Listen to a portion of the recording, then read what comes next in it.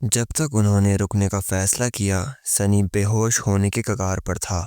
घंटों तक उस पथरीली पहाड़ ढलान को पार करने के बाद उसका शरीर अपनी हद तक पहुंच चुका था। मगर सबकी हैरानी की वजह ये थी कि शिफ्टी की हालत सनी से भी ज्यादा खराब दिख रही थी। उस मक्कारी भरे स्लेव की आंखें धुंधली और भटकी हुई थी, जो बिना किसी मकसद के इधर उधर घूम रही थी। उसका दम फूल रहा था और सांसें बहुत कमजोर थी, जैसे कोई चीज उसके फेफड़ों पर दबाव डाल रही हो। वो बुखार में तपता हुआ और काफी बीमार लग रहा था। जैसे ही हीरो को कैंप लगाने के लिए एक सही जगह मिली, शिफ्टी सीधा जमीन पर ढेर हो गया। सबसे ज्यादा परेशान करने वाली बात तो ये थी कि वो गुस्से में गालियां नहीं दे रहा था जैसे उसकी आदत है। वो स्लेव खामोशी और बिल्कुल बेजान पड़ा था। सिर्फ उसके सीने की हरकत से पता चल रहा था कि वो अभी भी जिंदा है। कुछ पलों के बाद उसने कांपते हुए हाथों से अपनी फ्लैगोन खोली और लालची ढंग से कुछ बड़े घूंट पिए। पानी संभाल कर खर्च करो, हीरो बोला। उसकी हमेशा की शांत आवाज में हल्की सी फिक्र साफ झलक रही थी। इन बातों को अनदेखा करते हुए शिफ्टी ने और पानी पिया और पूरी फ्लैगोन खाली कर दी। स्कॉलर की हालत भी उससे कुछ काफी बेहतर नहीं थी। इस थका देने वाली चढ़ाई ने उस बुजुर्ग स्लेव पर भी बहुत बुरा असर डाला था। बर्दाश्त से बाहर ठंड के बावजूद वो पसीने में लथपथ था। उसकी आंखें खून की तरह लाल थी और चेहरे पर एक बेहद गंभीर एक्सप्रेशन था। तीनों में सबसे कमजोर होने के बावजूद सनी ने ना जाने कैसे उन सबसे बेहतर ढंग से इस मुश्किल को झेला था। जब पानी खत्म हो जाएगा तो क्या हम बस बर्फ पिघलाकर काम नहीं चला सकते? हीरो ने स्कॉलर को एक पेचीदा नजरों से देखा। ऐसा वक्त आ सकता है जब हम आग ना जला पाएं, ताकि हम किसी का गलत ध्यान अपनी तरफ ना खींचें। किसी ने इस पर कोई सवाल नहीं किया, क्योंकि वो सब अच्छी तरह से जानते थे कि उन्हें किसके ध्यान से बचना है। माउंटेन किंग के खौफ की यादें अभी भी उनके दिमाग में ताज़ा थी। खुशकिस्मती से आज हीरो को पहाड़ की दीवार में एक कुदरती गुफा मिल गई थी, जो एक सकरे पथरीले किनारे के पीछे बड़ी होशियारी से बनी हुई थी। आग उन पत्थरों के पीछे अच्छी तरह छुपी हुई थी, जिसने उन्हें बिना पकड़े जाने के डर से गर्मी लेने का मौका दिया। किसी का भी बात करने का मूड नहीं था, इसीलिए उन्होंने बस ऑक्सेन के मांस के टुकड़े को आग पर भूने और खामोशी से खाया। जब तक आसमान पूरी तरह काला हुआ, शिफ्टी और स्कॉलर पहले ही सो चुके थे, जैसे अपनी ही नाइटमेयर के गिरफ्त में खो गए हों। हीरो ने अपनी तलवार निकाली और उस पथरीली जगह के किनारे पर चला गया। तुम भी आराम करने की कोशिश करो, पहले पहरेदारी मैं करूंगा। सनी ने उसे सर हिलाकर इशारा किया और थकान से चूर होकर आंख के पास लेट गया। एक सपने के अंदर सो जाना उसके लिए एक नया अनुभव था, पर उम्मीद से उल्टा ये काफी आम साबित हुआ। जैसे ही उसका सर जमीन पर लगा, उसका होश अंधेरे में डूब गया। बस एक सेकंड जैसा महसूस हुआ और किसी ने उसे धीरे से हिलाकर जगा दिया। नींद में डूबा और थोड़ा परेशान सा सनी ने अपनी आंखें मली और देखा कि हीरो उसके ऊपर झुका हुआ था। इन दोनों की हालत कुछ ठीक नहीं लग रही, इसीलिए बेहतर है कि इन्हें थोड़ा और वक्त दिया जाए ठीक होने के लिए। आंख को बुझने मत देना और जैसे ही सूरज निकलने लगे हमें जगा देना, या फिर अगर अगर वो बीस्ट नजर आए तो। सनी खामोशी से उठा और हीरो की जगह ले ली। हीरो ने आग में कुछ और लकड़ियां डाली और जल्द ही गहरी नींद में सो गया। अगले कुछ घंटों के लिए सनी अकेला था। आसमान बिल्कुल काला था। धुंधले तारे और नए चांद की एक पतली सी किरण चमक रही थी, मगर उसकी रोशनी उस अंधेरे को चीरने के लिए काफी नहीं थी जिसने पहाड़ को घेरा हुआ था। सिर्फ सनी की आंखें ही ऐसा कर पा रही थी। वो खामोशी से बैठा रहा और उस रास्ते को देखने लगा जहां से वो आए थे। इसके बावजूद कि उन्होंने पिछले दिन काफी ऊंची चढ़ाई की थी, उसे अभी भी नीचे सड़क एक पतली लकीर की तरह दिख रही थी। वो सड़क के उस हिस्से को भी देख पा रहा था जहां टायरेंट के साथ उनकी लड़ाई हुई थी। उन पत्थरों पर बिखरे छोटे छोटे बिंदु असल में उन स्लेव्स की लाशों के ढेर थे। जब वो उन्हें देख रहा था, तभी एक काली परछाई धीरे धीरे उस प्लेटफॉर्म पर नीचे क्लिफ की तरह से रेंगती हुई आई।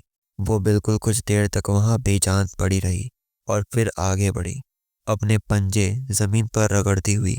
हर बार जब उसका पंजा किसी लाश से टकराता और टायरेंट उसे उठाता, और अपने जबड़े में डाल देता। हवा के साथ हड्डियों के चबाने की धुंधली आवाज सनी के कानों तक पहुंची।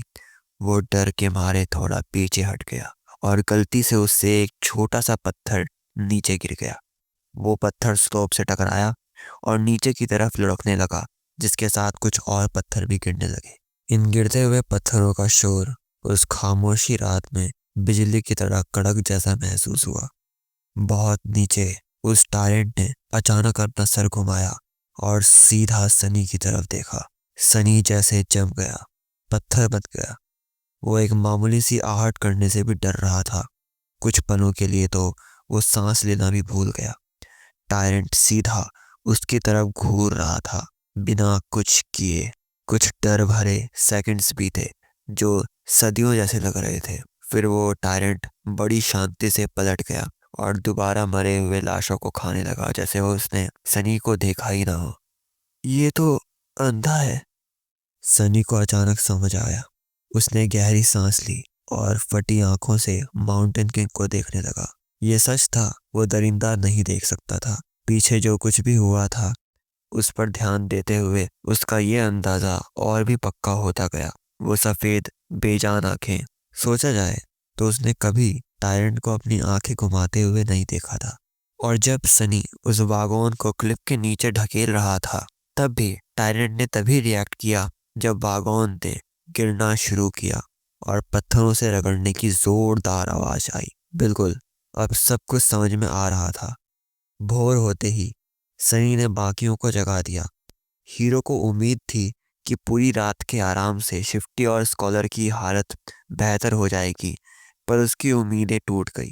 ना जाने कैसे वो दोनों स्लेव पहले से भी ज्यादा बीमार दिख रहे थे।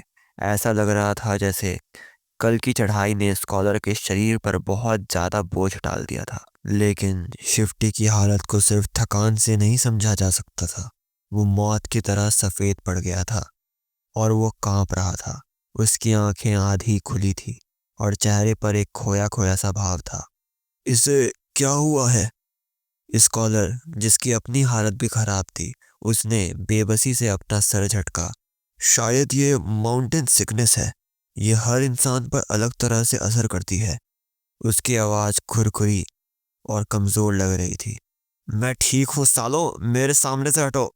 शिफ्टी को पूरे वाक्य बोलने में तकलीफ हो रही थी, पर वो अभी भी जिद पर अड़ा था कि वो ठीक है। हीरो ने गुस्से में माथे पर बल दिया और उस जिद्दी स्लेव का ज्यादातर सामान उठाकर अपने ऊपर लाद दिया। थोड़ा हिचकिचाने के बाद उसने कुछ बोझ सनी को भी पकड़ा दिया। जब हम सो रहे थे तब क्या कुछ हुआ था? सनी ने कुछ सेकंड्स तक उसे घूरा। उस दरिंदे ने मरे हुए लोगों को खा लिया। उस जवान सोल्जर की थियोरियां और चढ़ गई। तुम्हें कैसे पता? मैंने सुना। हीरो किनारे तक गया और नीचे देखने लगा। उस दूर बनी स्टोन प्लेटफॉर्म को पहचानने की कोशिश करने लगा। 1 मिनट बाद उसने अपना जबड़ा बीचा। पहली बार उसके चेहरे पर अनसर्टेनिटी का निशान दिख रहे थे। तो फिर हमें और तेजी से निकलना होगा।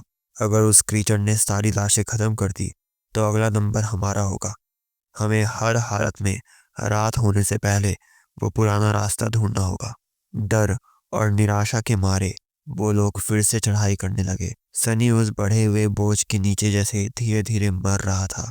शुक्र है कि शिफ्टी और स्कॉलर पहले ही काफी पानी पी चुके थे, जिससे बोझ थोड़ा हल्का हो गया था। ये तो नरक है, उसने सोचा। वो और ऊपर चढ़ने लगे। सूरज भी उसके साथ चढ़ रहा था, दोपहर की तरफ बढ़ते हुए। ना कोई बात, ना कोई हंसी, बस सबकी सांसों के फूलने की आवाज। चारों सर्वाइवर्स सिर्फ अपने कदम और पकड़ पर ध्यान दे रहे थे। लेकिन शिफ्टी धीरे धीरे पीछे छूटा जा रहा था। उसका शरीर साथ छोड़ रहा था। और फिर अचानक सनी को एक दर्द भरी चीख सुनाई दी। पीछे मुड़कर देखा तो उसे सिर्फ एक दहशत भरा चेहरा दिखा। शिफ्टी का पैर एक बर्फीले पत्थर पर फिसल गया और वो पीछे की तरफ गिर गया। वो जमीन से जोर से टकराया और नीचे लुढ़कने लगा। अभी भी किसी चीज को पकड़ने की कोशिश कर रहा था, पर बहुत देर हो चुकी थी। अपनी जगह पर जमकर और बेबस होकर वो बस देखते रह गए जब उसका शरीर ढलान से नीचे गिरने लगा, पत्थरों पर खून के निशान छोड़ता हुआ। हर बीते सेकंड के साथ शिफ्टी एक इंसान कम और एक कपड़े की गुड़िया ज्यादा लग रहा था। कुछ पलों बाद वो आखिरकार रुका। एक बड़े बाहर निकलते हुए पत्थरों से टकराकर वो बस मसते हुए मांस का एक ढेर था। शिफ्टी मर चुका था।